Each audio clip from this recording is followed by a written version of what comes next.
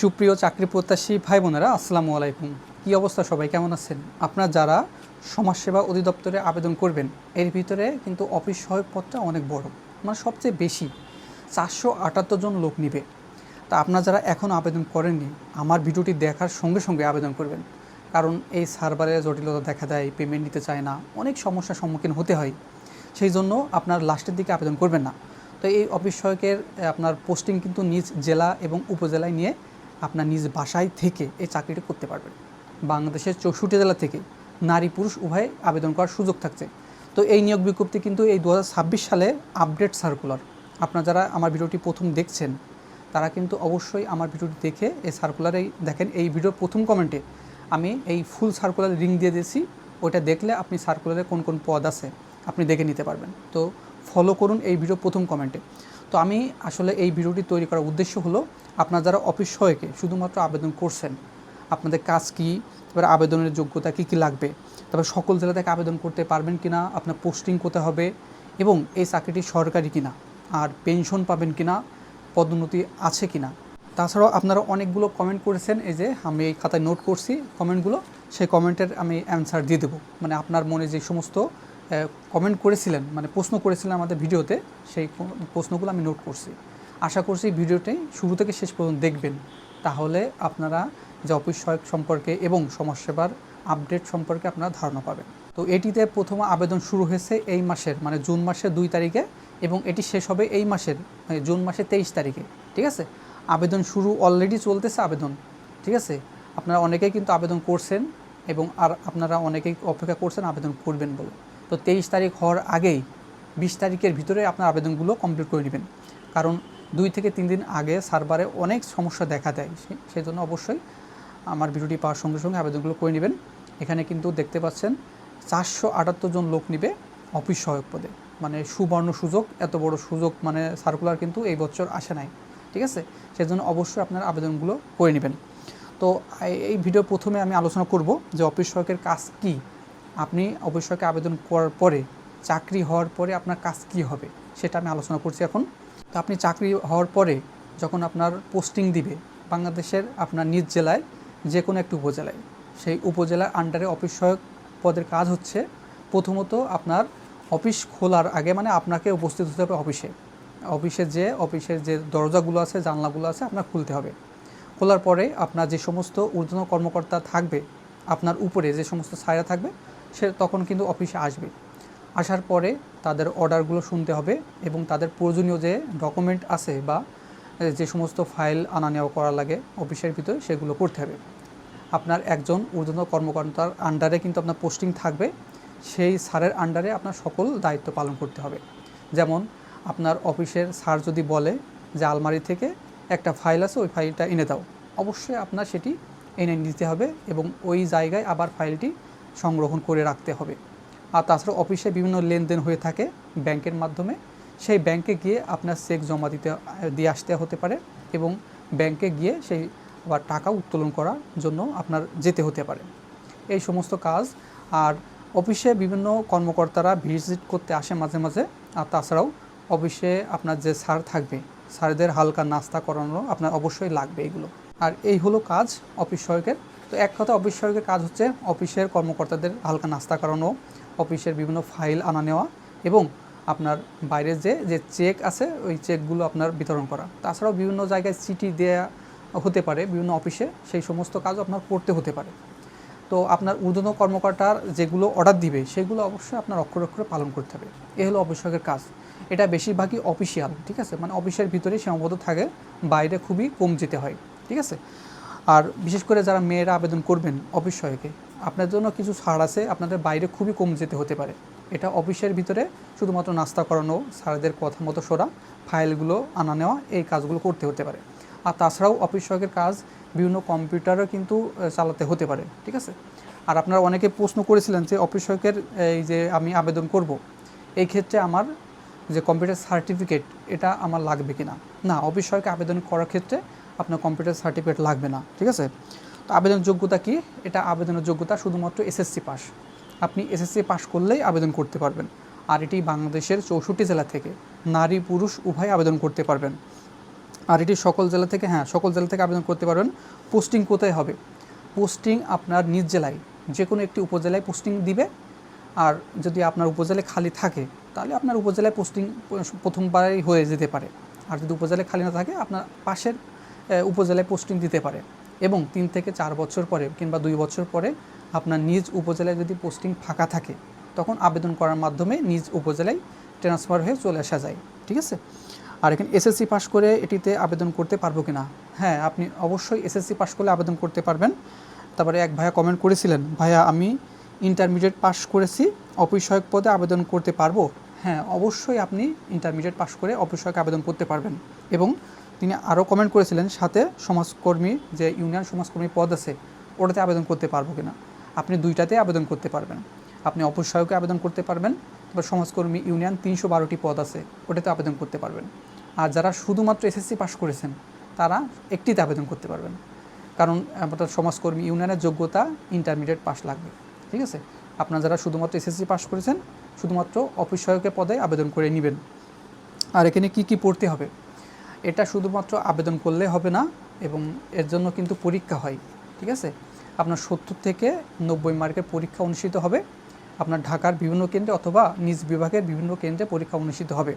তো পরীক্ষার 7 দিন আগে আপনার অ্যাডমিট কার্ডের জন্য SMS দেওয়া হবে আপনার নাম্বারে। তখন আপনি অ্যাডমিট কার্ড উঠালে বুঝতে পারবেন পরীক্ষা কেন্দ্রটি কোথায় পড়ছে। ঠিক আছে। তো এর জন্য কী কী পড়তে হয়?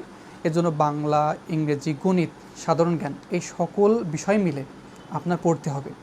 আর বিগত সালে যে সমস্ত প্রশ্ন মানে পড়ে গেছে সেইগুলো অবশ্যই স্টাডি করতে হবে। তাহলে আপনি বুঝতে পারবেন বিগত সালে কি কি আসছিল, কোন কোন টপিকস থেকে প্রশ্ন হয়েছিল, সেগুলো দেখলে আপনারা আরও বেশি ধারণা পাবেন। তো আপনাদের প্রস্তুতি ভালো করার জন্য আমরা একটি চূড়ান্ত সাজেশন তৈরি করেছি। উপরে যে হোয়াটসঅ্যাপ নাম্বার আছে এখানে যোগাযোগ করে এই সাজেশনটি সংগ্রহ করে নিতে পারেন। এখানে বাংলা, ইংরেজি, গণিত, সাধারণ জ্ঞান এবং বিগত সালে যে সমস্ত সমাজসেবা অধিদপ্তরে প্রশ্ন হয়েছিল বা পরীক্ষা হয়েছিল সেই সমস্ত প্রশ্ন এবং উত্তর সহ দেওয়া থাকবে। তো দেরি না করে উপরে যে হোয়াটসঅ্যাপ নাম্বার আছে ওখানে যোগাযোগ করে এই সাজেশনটি কালেকশন করে আপনার প্রস্তুতিটি গুছিয়ে নিতে পারেন। ঠিক আছে। তো এখানে সুযোগ সুবিধা কী? অফিস সহায়কের সুযোগ সুবিধা কিন্তু ভালোই, কারণ আপনার ঊর্ধ্বতন কর্মকর্তার সাথে কোনো ব্যক্তি দেখা করতে আসলে প্রথমে কিন্তু আপনার অফিস সহায়কের সাথে যোগাযোগ করতে হয়, মানে সরাসরি কর্মকর্তার সাথে যোগাযোগ করা যায় না। সেজন্য আপনার এখানে ফ্যাসিলিটিস একটু বেশি পাবেন। ঠিক আছে। আর এখানে পেনশন আছে কি না? হ্যাঁ, অবশ্যই এখানে 100% পেনশন আছে। আর এখানে বেতন কত? এটা কিন্তু 20তম গ্রেডের চাকরি। ঠিক আছে। এখানে বেতন হচ্ছে 8,250 থেকে 20,010 টাকা বেতনের চাকরি। তো আপনি প্রথম মাসে মানে চাকরি হওয়ার পরে প্রথম মাসে কত টাকা পাবেন? আপনি চাকরি হওয়ার পরে প্রথম মাসে আপনার 16,000 থেকে 17,000 টাকার ভিতরে আপনার বেতন হবে প্রথম মাসে। 16 থেকে 17,000 টাকা আপনি প্রথম মাসে স্যালারি পাবেন। তারপরে প্রত্যেক বছর করে 5% করে কিন্তু বৃদ্ধি পায়। ঠিক আছে। আপনার যে বেসিক থাকবে সেই বেসিকের উপরে 5% করে বেতন প্রত্যেক বছর বৃদ্ধি পাবে। ঠিক আছে। আর এর সাথেও কিন্তু অনেক ফ্যাসিলিটিস পাবেন, বাড়ি ভাড়া, এবার চিকিৎসা সেবা, তারপরে বিভিন্ন ঋণ নিতে পারবেন, মানে সরকারি সকল ফ্যাসিলিটিস কিন্তু পাবেন। ভাই আগে একটা চাকরি পান, তারপরে বড় পদে আবেদন করার মাধ্যমে আপনি পদোন্নতি নিতে পারবেন। এই চাকরিটি রিজাইন দিয়ে সেই বড় পদে আপনি জয়েন করতে পারবেন, কোনো সমস্যা হয় না। হ্যাঁ, আগে একটি চাকরি পেয়ে নেন। ঠিক আছে। আর এটি প্রমোশন আছে কি না, এই মানে অফিস সহায়কে চাকরি হওয়ার পরে আপনার এটি প্রমোশন হবে কি না, না সারা জীবন অফিস সহায়কে থাকতে পারবে? আর আমার একটা প্রশ্ন করেছিলেন এক ভাই। অবশ্যই এটি প্রমোশন হয়। এখানে প্রমোশন একটু স্লো আছে। আপনার এখানে 6 থেকে 7 বছর পরে আপনার একটা প্রমোশন পাবেন, তারপরেও 2 বছর পর আর একটা প্রমোশন পাবেন। ঠিক আছে। যদি যোগ্যতা থাকে, মানে আপনার যদি অনার্স পাস হয়ে যান এর ভিতরে অবশ্যই আপনি প্রমোশন পাবেন। আর এই অফিস সহায়ক পদে আবেদন করার পরে আপনি ইন্টারমিডিয়েট পড়তে পারবেন কিনা বা অনার্স মাস্টার্স কমপ্লিট করতে পারবেন কিনা অনেক প্রশ্ন করেছিলেন। এখানে আপনি চাকরি হওয়ার পরে আপনি পরীক্ষা, পড়াশুনো সকল সুবিধা কিন্তু পাবেন। ঠিক আছে। আপনি বাংলাদেশের যে কোনো জেলা থেকে আবেদন করেন না কেন, আপনার নিজ জেলা এবং উপজেলায় পোস্টিং হবে এবং আপনি সেই নিজ এবং জেলা এবং উপজেলায় বিভিন্ন কলেজ আছে, সেই কলেজ অথবা ভার্সিটিতে আপনি পড়াশোনার সুযোগ পাবেন, পরীক্ষারও সুযোগ পাবেন, কোনো সমস্যা হবে না। ঠিক আছে। তারপরে বিবাহিতরা আবেদন করতে পারবেন কিনা আপনারা অনেকে প্রশ্ন করেছিলেন। এখানে বিবাহিত এবং অবিবাহিত উভয় আবেদন করতে পারবেন। পুরুষ মহিলা সকলে আবেদন করতে পারবেন, তবে বয়স অবশ্যই আপনার 18 হতে হবে এবং 32 বছরের ভিতরে হতে হবে। যাদের বয়স 32 বছর ওভার হয়ে গেছে তারা এখানে আবেদন করতে পারবেন না।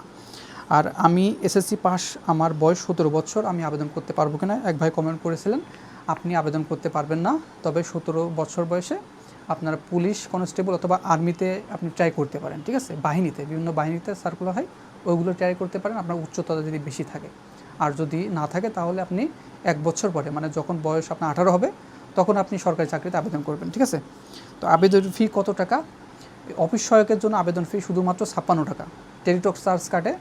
আর আপনি আবেদন করার, যার মাধ্যমে আবেদন করবেন তাকে কিন্তু এক্সট্রাভাবে চার্জ দিতে হবে, সেই চার্জটি আপনি তার সাথে আলোচনা করে বুঝে নেবেন। তারপরে এক ভাই প্রশ্ন করেছিলেন এটা কি ফেক নিয়োগ কিনা।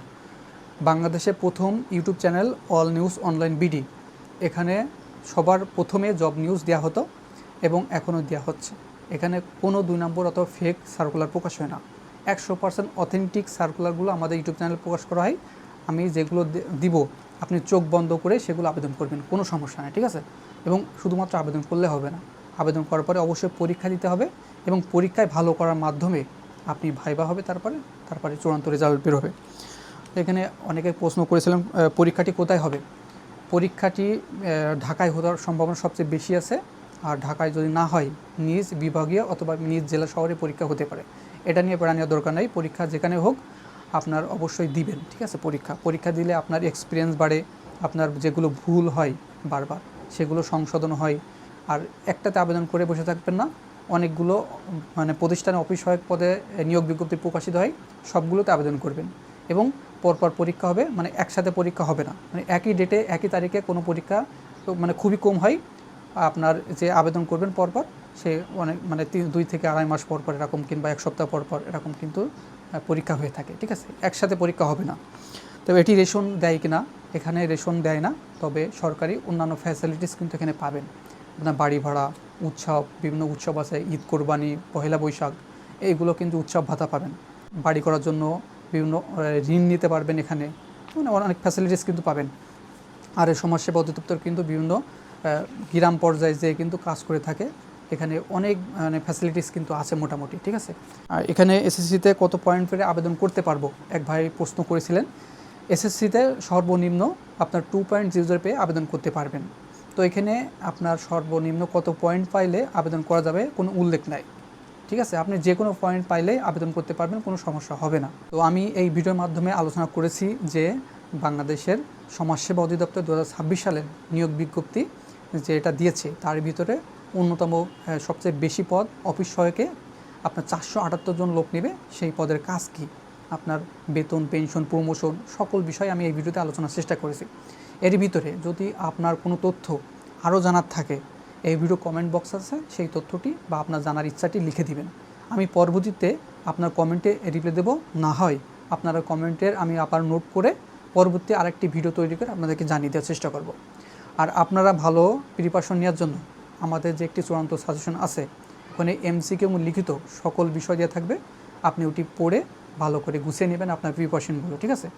তো বন্ধুরা, ভালো থাকবেন, সুস্থ থাকবেন, দেখা হবে নেক্সট আকর্ষণীয় জব সার্কুলার এবং শিক্ষামূলক তথ্য নিয়ে।